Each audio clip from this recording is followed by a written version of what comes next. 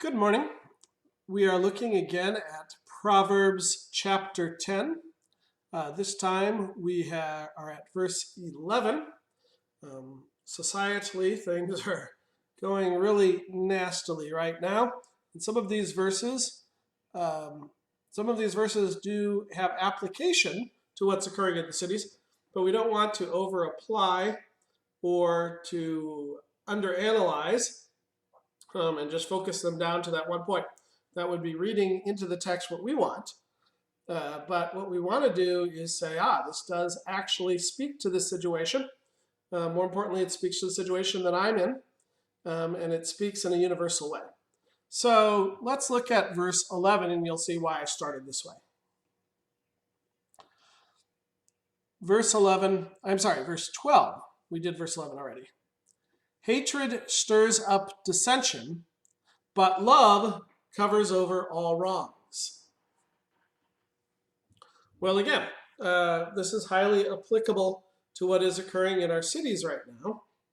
Hatred stirs up dissension. And so those who are rioting would say that the hatred of the police for a specific race has stirred up the dissension. The police would say that the hatred of the rioters, as they hate those who in the past have treated them poorly and don't see a change in that treatment, that serves up dissension. We look all around and we see hatred, hatred, hatred, hatred. And that's just how that works. When God set up Israel, he put places where people could run, cities of refuge, where they could run so that you didn't have blood feud continuing for generations. And really what we're seeing right now nationally is a blood feud that has continued for generations. Even if in some cases those being feuded against weren't feuding back. But it is that national sin of slavery. This hatred has echoed down through the course of the years. Attempts at redress have not succeeded because hatred stirs up dissension. Okay? Now, hatred also stirs up dissension in our own lives. It isn't just on this grand scale. If you look out to hurt someone else because they have hurt you, if you have kind of that sitting on your shoulder, this need for vengeance, this need to right wrongs, this need to somehow reply to get justice. When you have that sitting on your shoulders, error, problems, war, conflict, this occurs. Which leads us to the second part. But love covers over all wrongs. And here's what we want to see nationally, right? Love covers over all wrongs. So there are pictures of policemen kneeling with the protesters. Because most policemen are not like this gentleman who knelt on the neck of a man. Most of those I have met and I've dealt with wish to serve their communities. They often come from the communities and they're members of the community. And the objective of people who enter the military, people who enter the police, people who enter into service, even though they are sinners and they don't do this perfectly, is to have an ordered society where people can be at peace and we can prosper. In other words, the objective of most policemen is to love those under their care. And the policemen I know, the ones I've talked to, those in law enforcement who I have spoken with, they hate hurting people. They don't want to shoot people. They don't want to be involved in violence. They love those around them. Love covers over wrongs. And that's what the police right now need to be demonstrating as love. But the other side is the protesters, the dissenters, those who have gone out of control. They need to stop for a second and look at what they're doing and say, hey, is it loving to attack these officers who haven't done this, something someone else did? Is it loving to tell people, systemically, this is built into society and you can't change it. You're stuck. You are a racist because an X reason. It's not. Love covers over wrongs.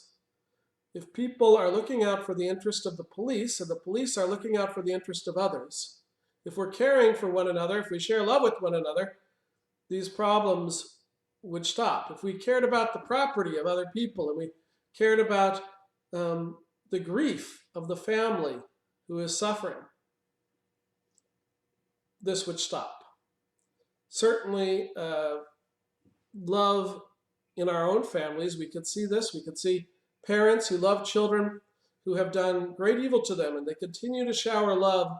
They continue to treat them well, even when their family has not acted in a manner which deserves that love. And essentially, we look to Christ, right? So what did he do? Well, he died. He says, I turned the other cheek, and he did just that. When he looked down on the cross, and here he is, being placed there by those who should have loved him, he says, Father, forgive them, they know not what they do. He had a theology, which means a relationship, a knowledge of God, in which instead of trying to seek to put blame, trying to gain justice, trying to get his own rights, he served those around him. And by his love, he covered all wrong. We reflect that in our actions. We don't look to try to find how to get back at people, how to gain the great advantage. Rather, a Christian response is to say, hey, this is a child of Christ. How can I make their life better? How can I help them in this time of grief? How can I help the police who are so embarrassed, who are so disgusted by what this officer did, and help them to bring honor back to the police forces? That's the proper response, because love covers wrong. The rest, what's happening right now, is just causing problems and chaos. So 13, wisdom is found on the lips of the discerning, but a rod is for the back of him who lacks judgment. So discernment here is determining what is pleasing to God and what is not, what is right and what is wrong. And so those who know what is pleasing to God are going to speak words that are pleasing to God and ways which are pleasing to God, which are good ways to live, good ways to act, good ways to love one another. So when you look on someone who is discerning right from wrong and they speak, maybe listen, right? It's very likely that they're going to speak truth. But a rod is for the back of him who lacks judgment. Proverbs, a number of times, speaks about a rod. A rod means someone is being beaten, right? This is a punishment similar to spanking, only a little more harsh, because generally the rod is dealing with adults. And so to get the same reaction, there's probably a larger amount of pain needed. So a rod is for the back of him who lacks judgment. Rod here is metaphoric. It means punishment. It means that when we receive a punishment, a negative reinforcement, then we say about this thing, this is bad. This is why children are often spanked, right? It's a signal. It's a signal that goes from the tush to the brain very directly. You did wrong. This is really wrong. It's going to hurt to do this. Bad, bad, bad. Here, what God is saying is not necessarily that we should be beating people, but he is saying that when a person is acting in a foolhardy way, they need the punishment of the law. Our society will be better off when these police officers are punished. First of all, it removes them from causing more damage. But secondly, because our society, these officers need to know this is wrong. Our society needs to see that this is wrong. And we need to see that there is a punishment that occurs when things that are wrong are done. The same goes in our lives.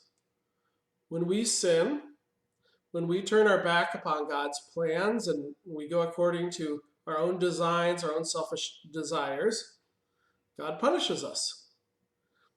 Sometimes he does it by other people. Sometimes he does it through disease, through the course of life.